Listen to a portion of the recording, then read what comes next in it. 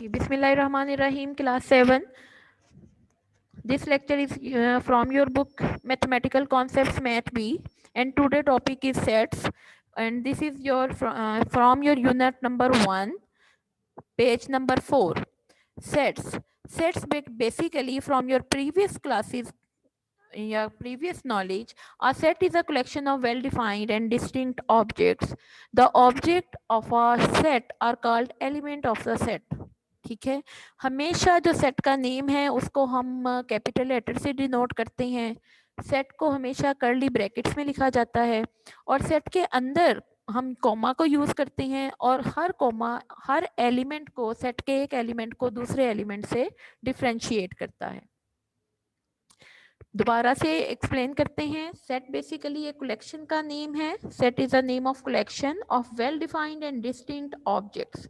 अब किसी भी सेट के अंदर बहुत से ऑब्जेक्ट होते हैं। सेट का जो नेम है वो कैपिटल लेटर से लिखा जाता है, यानी कि कैपिटल ए, कैपिटल बी और जी तक आप कोई भी नेम के सेट को दे सकते हैं। फिर सेट को कर्ली ब्रैकेट्स यूज करते हैं, या आप इसको कर्ली ब्रैकेट भी कहते हैं, फ्लावर ब्रैकेट भी कहते हैं, ब्रेसिस भी कहते हैं। तो ये हम इसको सेट को इससे इस ब्रैकेट से हमेशा इसी ब्रैकेट से डिनोट करते हैं। सेट के अंदर ऑब्जेक्ट्स होते हैं और ऑब्जेक्ट्स को डिफरेंशिएट करने के लिए हम लोग कॉमा यूज करते हैं। This is the basic information about set and you all know in your previous class 6. Now come on the next. This is your previous knowledge. सिर्फ आपको आपके नॉलेज को ही आपके साथ शेयर करूंगी। In the 19th century the German mathematician George Cantor gave the idea of sets. He named the collection of things as a set. The concept of sets is used to understand the relations and fractions. Set, a collection of distinct and well-defined objects, is called a set. For example, A is equal to A, E, I, O, U. This is the set of vowels in English alphabet and the set of Pakistani provinces. यहाँ पर किसी भी set के अंदर जो objects होते हैं उन ऑब्जेक्ट्स को नंबर्स को हम क्या कह सकते हैं, मेंबर्स भी कह सकते हैं। यानी कि जो सेट के अंदर नंबर्स होते हैं उनको हम उनके मेंबर्स, एलिमेंट्स, ऑब्जेक्ट्स और नंबर्स किसी भी नाम से बुला सकते हैं। Now what is the mean of distinct in a set? Distinct mean same objects should not appear more than once. Distinct means same object should not appear more than once. यानी कि अगर आपने पाकिस्तान के प्रोविंसेस का एक set बनाया, province यानी कि आपने पंजाब, सिंध, सरहद, तो आप पंजाब को 2 बार नहीं लिख सकते। अगर आप पाकिस्तानी प्रोविंस का सेट बना रहे हो तो पंजाब एक बार ही आएगा, सिंध भी एक बार आएगा। अगर कोई एलिमेंट रिपीट कर गया तो बेटे फिर वो सेट की कंडीशन फुलफिल नहीं होती, तो वो एक सेट नहीं होगा। अब इसकी एग्जांपल देखें। In a word small the letter has written in a set. अगर हम स्मॉल के लेटर्स को एक सेट में लिखें तो पहला लेटर है एस, कॉमा एम, कॉमा ए। यहां तक तो सही था।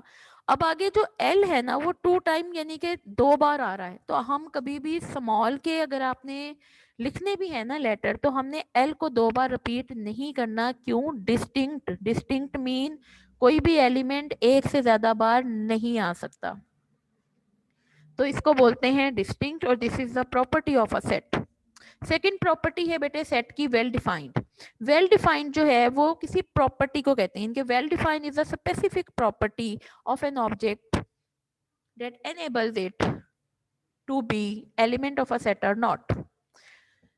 ये एक प्रॉपर्टी होती है सेट की प्रॉपर्टी कि वो सेट वेल डिफाइंड है भी या नहीं है। जैसे कि अगर आपसे मैं कहूं कि सेट ऑफ बैड बॉयज, एक क्लास है बॉयज की और उसमें बैड बॉयज का एक सेट बनाना है, हम कभी भी नहीं बना सकते। क्यों? क्योंकि बच्चों हो सकता है जो बैड बॉय मेरी नजर में है वो मिस तथीर की नजर में ना हो। मिस तथीर के ये तो गुड बॉय है, और अगर मैं किसी को गुड बॉय कहूँ तो मिस जो है नगमा वो कहें ये बैड बॉय है। यानी कि बैड बॉय एक ऐसी प्रॉपर्टी है, एक ऐसी स्पेसिफिक प्रॉपर्टी है जिसको कोई डिफाइन नहीं कर सकता। किसी की ब्रेवनेस को हम डिफाइन नहीं कर सकते, कोई क्लेवर है हम डिफाइन नहीं कर सकते, कोई ब्यूटीफुल है हम डिफाइन नहीं कर सकते, अगली हम डिफाइन नहीं कर सकते, हम किसी के रिच पर्सन को डिफाइन नहीं कर सकते। हम किसी पुअर पर्सन को डिफाइन नहीं कर सकते।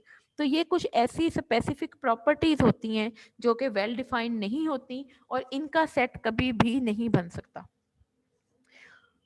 ठीक है, तो the word bad and sharp are not well defined, ये वेल डिफाइंड नहीं है, इसलिए जो है हम लोगों ने कभी भी इसका सेट नहीं बनाना। नाउ इन दिस पेज या in this topic of sets, after the definition of set we have to fulfill the two properties of set, one is distinct and second is well defined। अगर आप ये दो properties को fulfil कर रहे हो तो बेटे वो कलेक्शन जो आपने की वो सेट है, और अगर आपकी ये दोनों प्रॉपर्टीज फुलफिल नहीं हो रही तो आप कोई भी कलेक्शन कर लो वो सेट नहीं हो सकती, वो कलेक्शन, वो सेट का नाम नहीं हम उसको दे सकते। ठीक है, तो सेट की ये वाली जो इन्फॉर्मेशन थी ये क्लास 6 में भी आपने पढ़ी हुई है और ये आपको अच्छे से आती भी है। अब जो नेक्स्ट टॉपिक है वो है हमारे पास types of sets. Types of sets भी is not new for you. आप में से बहुत से बच्चों को बहुत ज़्यादा टाइप्स आती होंगी सेट की, मुझे भी आती हैं, जैसे नेचुरल नंबर्स का सेट, होल नंबर्स का सेट, इंटीजर्स का सेट, इवन नंबर्स का सेट, ऑड नंबर्स का सेट, प्राइम नंबर्स का सेट, कॉम्पोजिट नंबर्स का set. In the other words आप किसी दुनिया में किसी भी चीज़ का बच्चों सेट बना सकते हो। अब देखो यहाँ पर n for natural numbers, Q for rational numbers, R for real numbers, P for prime numbers, Z for integers, E for even integers या इवन नंबर्स भी हम कह सकते हैं, क्योंकि बेटे अब हम हो गए हैं बड़ी क्लास में, अब वो नंबर हमारे काम से खत्म, अब हम इंटीजर्स की दुनिया में घूमते हैं, हम रैशनल नंबर्स को यूज करते हैं, और अब हमारे पास कोई भी नंबर हो तो हम सोच दे बस ये देखना होता है कि ये पॉजिटिव है या नेगेटिव है। आज से पहले सिर्फ ये कॉन्सेप्ट होता था कि जी 2 इज एन इवन नंबर और 3 इज एन ऑड नंबर, लेकिन अब इवन और ऑड में पॉजिटिव और नेगेटिव दोनों इंक्लूड हो जाते हैं। तो यहाँ पर कुछ इंपॉर्टेंट सेट्स मैंने आपके साथ शेयर किए, आपकी बुक के पेज नंबर 5 पे इंपॉर्टेंट सेट्स लिखे हुए हैं। इन इंपॉर्टेंट सेट्स को आप बेहतर होगा कि आप याद कर लें, बस आपने याद ही करना है, आपने कॉपी में इन सेट्स को नहीं लिखना या आपने लूज शीट में इन सेट्स को नहीं लिखना। ये इंपॉर्टेंट सेट्स हैं, इनकी उससे हम इसको अल्फाबेट से रिप्रेजेंट करते हैं और इन सेट्स में कौन कौन से एलिमेंट्स आते हैं ये आपको आपके नॉलेज में होना चाहिए। Now the next thing is expressing a set. एक सेट को एक्सप्रेस कैसे करना है, किसी भी सेट को एक्सप्रेस कैसे कर सकते हैं। देखो जनरल आइडिया तो अभी अभी मैंने आपके साथ शेयर किया था कि किसी भी सेट का जो नेम है वो कैपिटल रखना है, आपने सेट को कर्ली ब्रैकेट्स में लिखना है। सेकेंडली सेट के अंदर ऑब्जेक्ट्स या एलिमेंट्स को डिफ्रेंशिएट करने के लिए, एक दूसरे से अलग अलग करने के लिए आपने कॉमा यूज करना है। इस तरह की बेसिक बातें जो हैं वो किसी भी सेट को रिप्रेजेंट कर सकती है, लेकिन किसी भी सेट को रिप्रेजेंट करने के लिए हमारे पास बहुत से तरीके होते हैं दे, और उन उन वेज को, उन मेथड्स को हमने यूज करना है किसी भी सेट को डिस्क्राइब करने के लिए। There are 3 basic ways to express a set. किसी भी एक्सप्रेस को सेट करने के लिए क्लास 7 के सिलेबस में 3 वेज हैं। उन 3 वेज के बेटे क्या नेम है, उन 3 वेज की जो नेम है वो है descriptive form of a set, tabular form of a set and set builder form of a set. यहाँ पर 3 फॉर्म्स हमने लेनी है। डिस्क्रिप्टिव फॉर्म में भी सेट को रिप्रेजेंट कर सकते हैं, टेबुलर फॉर्म में भी सेट को रिप्रेजेंट कर सकते हैं, और सेट बिल्डर फॉर्म में भी सेट को रिप्रेजेंट कर सकते हैं। Now we here understand clearly. Now there are 3 ways to express a set. Number 1 descriptive, number 2 tabular, number 3 set builder. आप चाहे मेरे साथ अपने घर में बोल सकते हैं, no problem. Number 1 way, number 1 descriptive form, way number 1 descriptive form, way number 2 tabular form and way number 3 set builder form. अच्छा, यहाँ पर डिस्क्रिप्टिव और टेबुलर फॉर्म के बारे में तो आप मेरा ख्याल है जानते ही हैं। किसी भी सेट को रिप्रेजेंट करना हो तो उसके 3 मेथड होते हैं। हम 3 तरह से किसी भी सेट को रिप्रेजेंट कर सकते हैं। इसको रोस्टर फॉर्म भी बोलते हैं, टेबुलर फॉर्म को ना रोस्टर फॉर्म भी बोलते हैं। बड़ी क्लासेस में जाके हम इनके काफ़ी नेम सीख लेंगे। अभी हमारे पास जो इस वक्त नाम आ रहे हैं वो हैं डिस्क्रिप्टिव, टेबुलर और सेट बिल्डर। ये 3 फॉर्म हैं किसी भी सेट को रिप्रेजेंट करने के, एक्सप्रेस करने के 3 तरीके हैं हमारे पास। इनकी जो डेफिनेशन है वो सबसे पहले आपने लिखनी भी है और बच्चों याद भी करनी है। वो पेज मेरे पास है नहीं, नहीं है, ये पेज है। Expressing a set, there are three ways to express a set. Number one, descriptive form. Number two, tabular form. And number three, set builder form. First of all, we read the definition of set descriptive form. Descriptive form, it is a form in which a set is described by statement. The word should be highlighted in your books. Statement. Please highlight the word statement. Statement में बेटे जब हम किसी set को लिखते हैं ना तो बस डिस्क्रिप्टिव फॉर्म होती है। अब इसकी डेफिनेशन जो सी है वो तो वर्ड टू वर्ड आपने इंशाल्लाह याद ही करनी है और इसकी थ्री एग्जांपल्स भी आपको याद करनी है और लू शीट्स पर भी लिखनी है। It is a form in which a set is described bye a statement in words that clearly define the elements. This is called the descriptive form of a set. For example, set of month in a year. We clearly know we have to start this set from January and at end of this set is December. यहाँ तक तो हमें clear है ना, देखो well defined है, distinct भी है, सेट है ना, set of months in a year. B देखें एग्जाम्पल, सेकेंड एग्जाम्पल बी के नाम से है set of first 5 odd numbers and set of first 5 multiples of 3. ये हैं बेटे हमारे पास जब हम किसी स्टेटमेंट में अपन यानी कि स्टेटमेंट हम वर्डिंग यूज करते हैं किसी सेट को एक्सप्रेस करने के लिए तो उस वे को बोलते हैं डिस्क्रिप्टिव फॉर्म। अब सेकंड देखो टेबुलर। टेबुलर के नाम से भी आपको समझ आ रही होगी कि हमें नंबर्स में शो करना है या हमें अल्फाबेट्स यूज करने हैं या हमें कोई ऑब्जेक्ट्स एलिमेंट्स में जाना है। तो जो टेबुलर फॉर्म है उसकी डेफिनेशन रीड करो। It is a form in which all the elements of a set are listed. Listed को हाईलाइट करें वर्ड को, लिस्टेड। जो इस डेफिनेशन का जिसे कहते हैं ना बेसिक जो वर्ड है वो लिस्टेड है और डिस्क्रिप्टिव फॉर्म में जो बेसिक वर्ड आया था वो स्टेटमेंट आया था। यहाँ पर टेबुलर फॉर्म में लिस्टेड को हाईलाइट कर लें, only listed word, single word को किसी हाईलाइटर से हाईलाइट कर लें, अगर नहीं है तो फिर अंडरलाइन कर लें ताकि आपको याद रहे कि इस डेफिनेशन का जो बेसिक वर्ड है वो क्या था।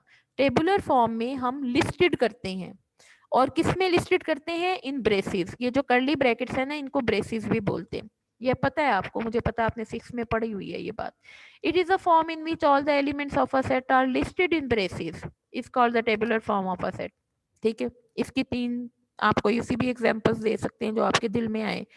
और यहाँ पर एक एग्जांपल जो है वो नेचुरल नंबर्स की है इसलिए एन से रिप्रेजेंट कर रहे हैं, सेकंड वोवल्स की है तो उसे वी से कर रहे हैं और सेकंड जो है वो फर्स्ट 5 मल्टीपल्स हैं 3 के तो उसको बी से कर दिया रिप्रेजेंट।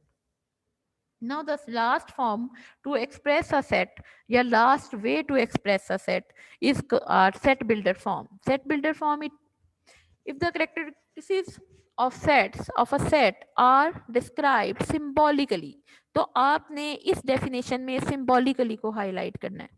ये बेटे सेट को रिप्रेजेंट करने की थर्ड फॉर्म है और इसमें हम सिंबल्स यूज करते हैं किसी भी सेट को रिप्रेजेंट करने के लिए, तो सिंबॉलिकली को हाईलाइट कर लें। This form is named as set builder notation या सेट बिल्डर फॉर्म, फॉर्म को नोटेशन भी कहते हैं। तो सिंबॉलिकली लिस्टेड स्टेटमेंट, क्लियर हो रहा है आपको। डिस्क्रिप्टिव में आएगा स्टेटमेंट, टेबुलर में आएगा लिस्टेड और सेट बिल्डर में आएगा सिंबॉलिकली। ये 3 तरीके हमने यूज करने हैं, 3 मेथड हमने यूज करने हैं किसी एक सेट को रिप्रेजेंट करने के। हमने ये तीनों मेथड्स में हमें सेट को लिखना आना चाहिए। अच्छा, a big hint for you कि जब आप डिस्क्रिप्टिव फॉर्म लिखो आपने कर्ली ब्रैकेट यूज नहीं करनी। डिस्क्रिप्टिव फॉर्म में नेम भी देते हैं कैपिटल लेटर से लेकिन उसमें बेटे कर्ली ब्रैकेट नहीं आती, उसके अंदर बस सेट ऑफ से स्टार्ट होता है, सेट ऑफ। लेकिन जब हमने टेबुलर फॉर्म लिखनी है या हमने सेट बिल्डर फॉर्म देनी है तो हमने अपने सेट को हमेशा ब्रेसेस ही यूज करनी है, कर्ली ब्रैकेट के अंदर ही सेट लिखा जाएगा ना। This is the 3 ways to express a set. तो किसी भी सेट को एक्सप्रेस करने के ये 3 मेथड हैं। Number 1, descriptive form in statement. Number 2, tabular form in listed या listed in braces. और नंबर 3, सेट बिल्डर फॉर्म जो कि है डिस्क्राइब सिंबॉलिकली। ये 3 बातें आपने याद रखनी है। इसके सिंबल्स को रीड कर लेते हैं, साथ ही रीड कर लेते हैं। Now come on the next page number 7 on your book. कुछ सिंबल्स हैं बेटा। सबसे पहला सिंबल यहाँ पर एक स्ट्रेट लाइन है, ये एक स्ट्रेट लाइन है, इसको बोलते हैं सच डेट। ये जो सिंबल हमने यूज करना है इसको बोलते हैं सच डेट। सच डेट का उर्दू का मीनिंग जैसे कि मैं आपको बताऊं, जैसा के होते हैं सच डेट। ये एक स्ट्रेट लाइन है, स्ट्रेट लाइन है और इसको बोलते हैं सच डेट। उसके बाद जो नेक्स्ट सिंबल है वो है बिलोंग्स टू। नेक्स्ट सिंबल क्या है? Belongs to. ये एक सी होता है, इसके अंदर एक छोटी सी लाइन ड्रॉ होती है। Belongs to, element of, member of, बहुत से आपने इसके नेम पढ़े हुए हैं, कुछ भी आप लिख सकते हैं यहाँ पर, लेकिन सेट बिल्डर फॉर्म में ज्यादातर जो वर्ड यूज होता है वो बिलोंग्स टू का होता है। ठीक है, तो ये सिंबल्स जो आपने पहले 6 में भी आपने ये सिंबल पढ़ा हुआ है, आपको पता है कि बिलोंग टू का, मेंबर ऑफ का, एलिमेंट ऑफ का क्या सिंबल है, ये वही सिंबल है, यहाँ पर भी आपकी बुक में भी आपको नजर आ रहा होगा। अच्छा जी, third one is and. Third symbol represent and, यानी कि जब आप ये सिंबल यूज करोगे जो कि थर्ड प्लेस पे है, तो बेटे इसको आपने सिंबल यूज करना है, लेकिन हाँ आप भी, आज से आप भी और हम भी सब इसको कैसे रीड करते हैं मैथ में? एंड। नंबर 4 पे देखो, नंबर 4 पे जो सिंबल है, ये वाला सिंबल, अब मैं आपको दिखाती हूँ, मिनट ठहरे, ये वाला सिंबल नंबर 4, ये और का सिंबल है। और का उर्दू का मतलब होता है या ये वो वाला या है। और ये सिंबल यूज होता है और के लिए। ठीक है, इसके बाद ग्रेटर देन और स्मॉलर देन के सिंबल से तो आप बचपन से इनको यूज करते आ रहे हैं, और अगर इनके साथ आप एक छोटी सी लाइन भी यूज कर दें जो कि एंड पे 2 सिंबल हैं, तो फिर हम बेटे इसको पढ़ते हैं greater than or equal to और less than or equal to. Sometimes और की जगह पर एंड भी यूज होता है, ये कोई स्पेसिफिक नहीं है। Greater than and equal to भी बहुत सी जगहों पे यूज हो जाता है, less than and equal to भी यूज होता है, और इक्वल टू भी यूज होता है। डिपेंड करता है हमारी सिचुएशन पे कि हम इन सिंबल्स को किस सिचुएशन में यूज कर रहे हैं, तो उस वक्त इनको हम चेंज भी कर सकते हैं। No this is your today lecture. कल हम इंशाल्लाह एक्सरसाइज 1.1 सॉल्व करेंगे और बुक पे सॉल्व करेंगे। यहाँ तक उम्मीद करती हूँ आपको अच्छे से समझ आ गई।